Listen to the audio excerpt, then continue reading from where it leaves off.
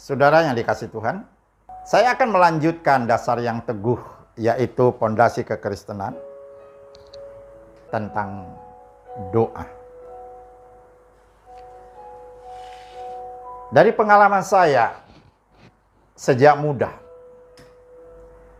karena saya mengikuti orang tua, yaitu kakek saya, yang gemar puasa, gemar cari ilmu, otomatis dia banyak waktu ya untuk kehidupan pribadi di dalam doa-doa. Kalau dulu saya nggak ngerti, kalau sekarang saya ngerti, ya. Dan dalam pengalaman saya juga.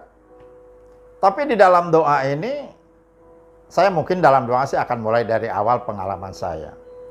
Yang pertama, perhatikan kebutuhan kita atau perhatikan yang kita doakan. Itu penting sekali, ya. Kalau buat pribadi, terkecuali kalau kita doa sama-sama dengan teman, lalu kita dapat pokok doa, itu udah dikasih. Tapi kalau doa buat pribadi, perhatikan baik-baik. Apa yang kita doakan harusnya sih sesuai dengan visi, dengan keinginan kita, dengan rencana kita, dengan cita-cita. Walaupun mungkin apa yang kita doakan perlu waktu panjang, perlu waktu lama, perlu biaya besar juga. Kalau itu pokok doanya yang besar. Jadi yang pertama, perhatikan pokok doa kita. Yang kedua, perhatikan tempat kita berdoa. Ya. Kalau Tuhan Yesus sering dia berdoa, kadang waktu malam, tengah malam, waktu pagi, di atas gunung, sering dia menyendiri.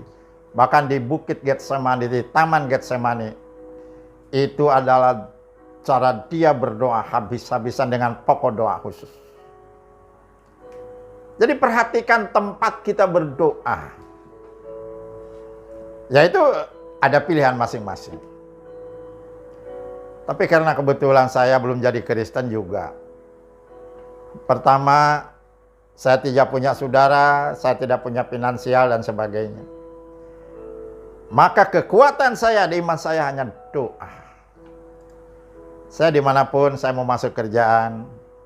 Jadi perhatikan yang pertama adalah apa yang akan kita doakan. Yang kedua, tempat kita berdoa.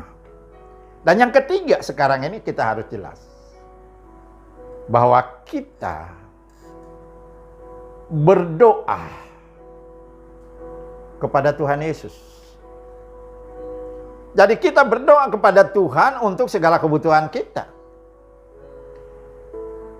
Jadi Tuhanlah yang mengelola kehidupan kita, Tuhannya yang akan mendengarkan doa-doa kita. Kalau pemikiran saya, tafsiran saya, mungkin Tuhan akan seleksi isi doa kita. Nanti hari-hari di depan kita akan belajar juga tentang beberapa jenis doa, bukan pokok doa saja, jenis doa. Ada doa pengampunan, ada doa pelepasan, ada doa berkat, ada doa syafaat, ya. Jadi inilah adalah bagian yang pertama di dalam dasar yang teguh atau fondasi iman saya adalah, kalau iman Kristen nanti membawa orang lain. Ini buat saya. Katakan ada 7. Ya. Ini yang kelima.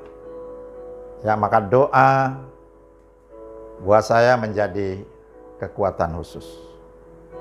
Sebetulnya ini kayak yang ke-6 karena ada pujian penyembahan ya. Pujian penyembahan itu yang ke-4 kemarin. Ya. Roh Kudus yang ketiga. Nah, tadi memberi yang kelima, ini adalah yang ke-6. Jadi mari, hari-hari di depan, setiap waktu, bukan hanya istilah time is money, bukan hanya istilah waktu adalah uang, tapi buat saya, doa adalah berkat. Karena saya tahu apa yang saya doakan. Saya tahu kapan saya harus berdoa.